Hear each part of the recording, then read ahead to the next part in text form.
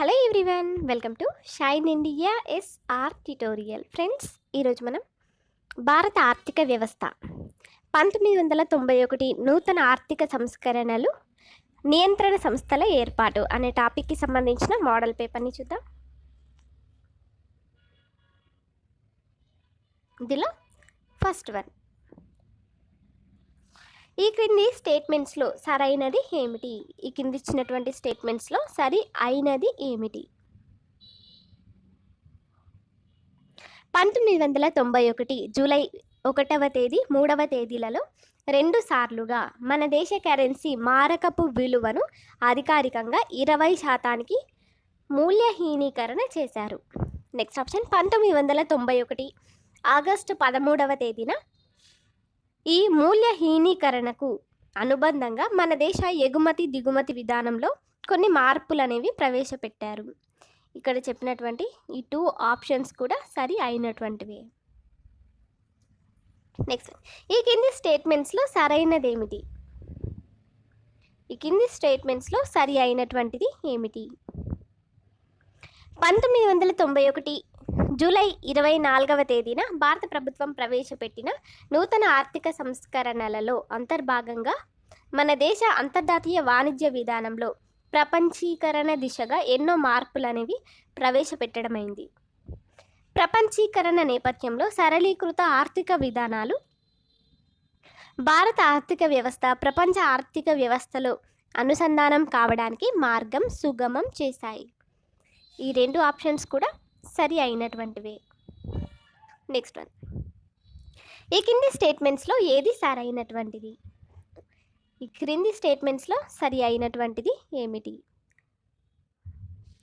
Answer, విదేశీ పెట్టుబడుల ప్రవాహం పెంచడానికి 1991 పారిశ్రామిక విధానం 34 పరిశ్రమలలో ఎటువంటి ఆంక్షలు లేకుండా విదేశీ పెట్టుబడిని 51% ఈక్విటీని అనుమతించారు.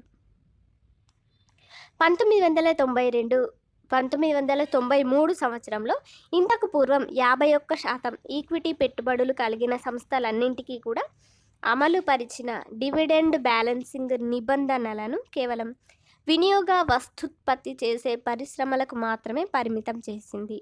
ఈ 2 కూడా సరి అయిన ఆప్షన్సే. నెక్స్ట్, ప్రపంచీకరణ సంస్కరణలలో భాగంగా ప్రభుత్వం చేపట్టిన ముఖ్య చర్యలలో సరైనదేంటో గుర్తించండి. చూద్దాం. మూలధన ప్రవాహానికి అనుకూల వాతావరణంను కల్పించడం, దిగుమతుల లైసెన్సులను సరళీకరించడం, విదేశీ వ్యాపారంలో టారిఫ్లను పెంచడం, విదేశీ మారకపు నియంత్రణలో సరళీకరణ, శ్రామిక గమనశీలతను పెంచడానికి అనుకూలంగా ప్రోత్సహించడం, ఇవన్నీ కూడా సరి అయిన అంశాలు. నెక్స్ట్ వన్, 1991 నాటి ఆర్థిక సంస్కరణలలో భాగంగా 1991-92 సంవత్సరంలో పెట్టుబడుల ఉపసంహరణ రాబడి లక్ష్యం ఎంత? ఆప్షన్ 2, 2500 కోట్లు. నెక్స్ట్ వన్, 1991-1992 సంవత్సరంలో పెట్టుబడుల ఉపసంహరణ ద్వారా వచ్చిన వాస్తవిక రాబడి ఎంత? ఆప్షన్ 3, 3038 కోట్లు. నెక్స్ట్ వన్, పెట్టుబడుల ఉపసంహరణ కమిటీ ఏర్పాటు చేయాలని సిఫారసు చేసిన కమిటీ ఏమిటి? సిఫారసు చేసిన committee C. Rangarajan committee. Next one, పెట్టుబడుల ఉపసంహరణ విధులలో కన్సాలిడేటెడ్ సింకింగ్ ఫండ్ను ఏర్పాటు చేయాలని సిఫారసు చేసిన కమిటీ ఏమిటి? Option 1, Tarapore committee. Next one, కింది వాటిలో సరి అయినటువంటిది ఏమిటి? ఇక్కడ ఇచ్చినటువంటి వాటిలో సరి అయినటువంటివి ఏమిటి? ఆప్షన్స్, 2వ తరం నూతన ఆర్థిక సంస్కరణల నేపథ్యంలో స్వదేశీ విదేశీ పెట్టుబడులను ఆకర్షించడానికి ప్రత్యేక ఆర్థిక మండళ్ల చట్టం 2005ను ప్రవేశపెట్టారు. ప్రత్యేక ఆర్థిక మండళ్ల చట్టం అనేది 2006 ఫిబ్రవరిలో అమల్లోకి వచ్చింది. ఇవి 2 ఆప్షన్స్ సరి అయినటువంటివి. నెక్స్ట్ వన్, ప్రత్యేక ఆర్థిక మండళ్లపై కేంద్ర ప్రభుత్వానికి నివేదిక సమర్పించిన కమిటీకి అధ్యక్షత వహించింది ఎవరు? ఆన్సర్, వీరప్ప మెయిలీ. నెక్స్ట్, కింది స్టేట్మెంట్స్లో సరైనదేమిటి? భారత ప్రభుత్వం 1992 మార్చి 31వ తేదీన 5 సంవత్సరాల కాలమునకు అంటే 1992 నుంచి 1997 ఈ 5 సంవత్సరాల కాలానికి సంబంధించి ఎగుమతి దిగుమతి విధానంను ప్రకటించింది. అయితే ఈ 5 సంవత్సరాల కాలం 8వ ప్రణాళిక కాలానికి సరిపడే విధంగా తీసుకున్నది. 1992 1997 అంటే 1992 నుంచి 1997 వరకు ఎగుమతి దిగుమతి విధానాన్ని మరింత ఉదారం చేస్తూ భారత ప్రభుత్వం 1994 మార్చి 4వ తేదీన మరికొన్ని మార్పులను ప్రకటించింది. ఇవి రెండు కూడా సరి అయినటువంటివే. నెక్స్ట్ వన్, ఈ క్రింది స్టేట్మెంట్స్లో సరైనది ఏమిటి? ఇక్కడ ఇచ్చినటువంటి స్టేట్మెంట్స్లో సరి అయినటువంటిది ఏమిటి? ఆప్షన్స్: 1986 సెప్టెంబర్ 20వ తేదీన ఉరుగ్వేలో జరిగిన ఘాట్ సమావేశం ప్రపంచ వాణిజ్య ప్రక్రియలో నూతన అధ్యయనాన్ని ప్రవేశపెట్టింది. 1994 ఏప్రిల్ 15వ తేదీన మరకేష్లో ఆమోదించిన ఘాట్ ఒప్పందంలో భారతదేశం భాగస్వామి కావడంతో ప్రపంచీకరణ దిశగా మన అంతర్జాతీయ వ్యాపారం మరింత విస్తృతమైంది. ఇవి రెండు కూడా సరైన ఆప్షన్సే. నెక్స్ట్ వన్, కింది స్టేట్మెంట్స్లో సరైనది ఏమిటి? ఇక్కడ ఇచ్చినటువంటి స్టేట్మెంట్స్లో సరి అయినటువంటిది ఏమిటి చూద్దాము. భారతదేశం అంతర్జాతీయ చెల్లింపుల విషయంలో ఎదుర్కొన్నటువంటి తీవ్ర సంక్షోభ పరిస్థితులు నూతన ఆర్థిక సంస్కరణల అమలుకు దారితీశాయి. నూతన సంస్కరణల్లో అంతర్భాగంగా మన దేశ అంతర్జాతీయ విధానంలో ప్రపంచీకరణ దిశగా ఎన్నో పరిణామాలు చోటు చేసుకున్నాయి. ఇవి రెండు సరైనటువంటివి. నెక్స్ట్ క్వశ్చన్, కింది స్టేట్మెంట్స్లో సరైనది ఏమిటి? ఇక్కడ ఇచ్చినటువంటి స్టేట్మెంట్స్లో సరి అయినటువంటిది ఏమిటి? ఆప్షన్స్: అభివృద్ధి చెందుతున్న దేశాలు వాటి ఆర్థిక వ్యవస్థలను ప్రపంచీకరణ దిశగా పునర్వ్యవస్థీకరించుకొనటంలో కొన్ని మౌలిక సమస్యలను ఎదుర్కొంటున్నాయి. అభివృద్ధి చెందుతున్నటువంటి దేశాలు ప్రపంచీకరణ విధానాలు అమలు పరుస్తున్నప్పటికీ కూడా అవి ఆశించినంత ప్రయోజనాలను అంతర్జాతీయ వ్యవస్థ నుంచి పొందలేకపోతున్నవి. ఇంకా ప్రపంచీకరణ దిశగా అభివృద్ధి చెందుతున్నటువంటి దేశాలు ఎదుర్కొంటున్నటువంటి మరొక ముఖ్య సమస్యగా ప్రపంచ మార్కెట్లో పురోగమిస్తున్న ప్రాంతీయత భావంను చెప్పుకోవచ్చు. ఇక్కడ చెప్పిన అన్ని ఆప్షన్స్ కూడా సరి అయినటువంటివి. Then answer option 4. Next question, కింది స్టేట్మెంట్స్లో సరైనది ఏమిటి? ఇక్కడ ఇచ్చినటువంటి స్టేట్మెంట్స్లో సరి అయినటువంటివి ఏమిటి చూద్దాము. సరళీకృత వాణిజ్య విధానాలు ఎగుమతులను ఉద్దేశించినప్పటికీ వాటి వల్ల దిగుమతులలో పెరుగుదల తప్పనిసరి అవుతుంది.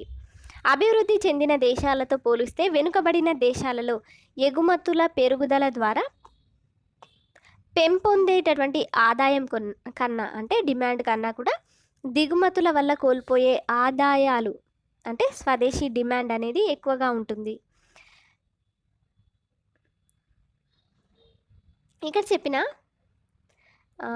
ఏ ఆప్షన్ ఇంకా బి ఆప్షన్ ఈ రెండు కూడా అంతర్జాతీయ చెల్లింపు పరిస్థితిపై ప్రతికూల ప్రభావం చూపే అవకాశం అనేది ఉంది. ఇవన్నీ ఆప్షన్స్ సరి అయినవే. నెక్స్ట్ వన్, కింది స్టేట్మెంట్స్లో సరి అయినటువంటివి ఏమిటి? ఆప్షన్స్: 1996 సెప్టెంబర్ 20వ తేదీన ఉరుగ్వేలో జరిగినటువంటి ఘాట్ సమావేశంలో నాటి ఘాట్ డైరెక్టర్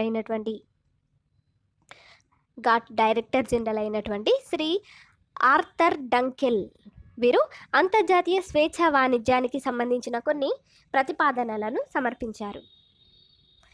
డంకెల్ ప్రతిపాదనలు అంతర్జాతీయ వాణిజ్యాన్ని సరళీకృతం చేయడానికి ప్రపంచీకరణకు ఉద్దేశించిన వాటిలో స్వదేశీ సంస్థలకు కూడా స్వదేశీ సంస్థల హోదాను కల్పించాలని పేర్కొన్నవి.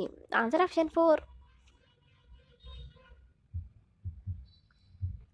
నెక్స్ట్ వన్, కింది స్టేట్మెంట్స్లో సరైనది ఏమిటి? ఆన్సర్ ఆప్షన్ 3 రెండు కూడా సరి అయినటువంటివే. నెక్స్ట్ క్వశ్చన్, కింది స్టేట్మెంట్స్లో సరి అయినటువంటిది ఏమిటి?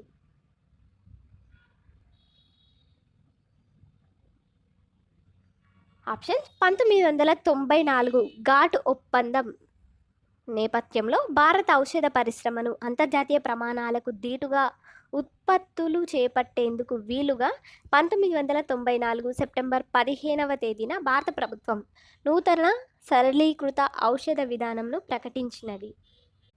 ఓకే, దీని ఆన్సర్ ఆప్షన్ 1 ఏ మాత్రమే సరైనది. నెక్స్ట్ క్వశ్చన్, కింది స్టేట్మెంట్స్లో సరైనది ఏమిటి? ఇక్కడ ఇచ్చినటువంటి స్టేట్మెంట్స్లో సరి అయినటువంటిది ఏంటి? ఆప్షన్స్: 1991 జూలై 24వ తేదీ నుంచి మన దేశంలో ప్రవేశపెట్టిన ఆర్థిక సంస్కరణలు ప్రైవేటీకరణ, సరళీకరణ, ప్రపంచీకరణ అనే ప్రాథమిక సూత్రాల ఆధారంగా విధానాల రూపకల్పన జరుగుతుంది. 1991లో మన దేశంలో ప్రవేశపెట్టిన ఆర్థిక సంస్కరణల అమలు ఇంకా పూర్తి కాలేదు. ప్రస్తుతం మన దేశంలో అమలు అవుతున్నటువంటి ప్రైవేటీకరణ, సరళీకరణ, ప్రపంచీకరణ విధానాలు మరింత వేగంగా అమలు కావడానికి మన దేశ ద్రవ్య, కోశ, వాణిజ్య, పారిశ్రామిక, వ్యవసాయ, సేవా రంగాలకు సంబంధించి ఈ దిశగా సమగ్రమైన విధానాలు రూపొందించి సమర్థవంతంగా అమలు పరచవలసి ఉంటుంది. ఓకే, దీని ఆన్సర్ ఏంటంటే ఆప్షన్ 4. నెక్స్ట్ వన్, 1991లో నూతన ఆర్థిక విధానం ప్రకటించకముందు భారత ప్రభుత్వం ఎన్నిసార్లు ఏ సంవత్సరాలలో పారిశ్రామిక తీర్మానాలను చేసింది? ఆన్సర్ 4 సార్లు చేసింది. అవి ఎప్పుడెప్పుడు అంటే 1948లో, 1956లో, 1977లో, 1980లో. Next question,